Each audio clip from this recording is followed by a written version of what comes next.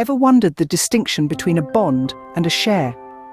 Two investment vehicles are as different as apples and oranges, yet they both fall within the fruit basket of financial markets. Grasp their differences. Imagine the financial world as a marketplace, where bonds and shares are two different kinds of goods you can purchase. Picture a bond as a type of IOU. When you buy a bond, you're essentially lending money to the issuer, be it a government or a company.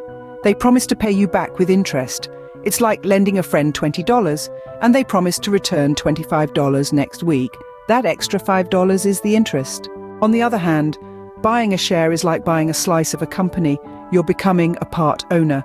It's akin to buying a piece of your favorite bakery, and as an owner, you may receive a share of its profits, just like enjoying a piece of the profits from the bakery's best-selling pastries. One of the main differences between bonds and shares lies in risk and return. Bonds are generally less risky than shares. They're like a steady, reliable friend who always pays back on time. However, the returns from bonds are usually lower. Shares, on the other hand, are like a daredevil friend who might give you a high return on your money, but there's also a risk of losing it. The price and yield of bonds and shares are also different. The price of a bond is influenced by supply and demand, as well as investor expectations. If a bond is popular, its price goes up, and the interest rate goes down. Shares work similarly, but instead of interest rates, we talk about dividend yields. So let's paint a picture. Imagine buying a 10-year US Treasury bond. It's like lending money to the US government. This bond pays you 2% interest every year and returns your capital after 10 years. It's a safe bet, but the return is not very high. Alternatively, consider buying a share of Apple. You're buying a piece of the company. The share pays you a dividend every year, and its price can go up or down based on the company's performance.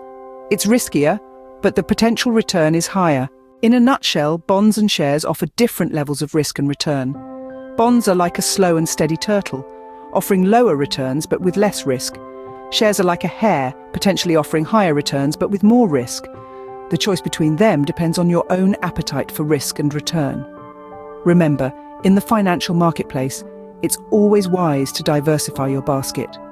Don't put all your eggs, or in this case, all your money, in one basket. Balance your investments between bonds and shares according to your financial goals and risk tolerance.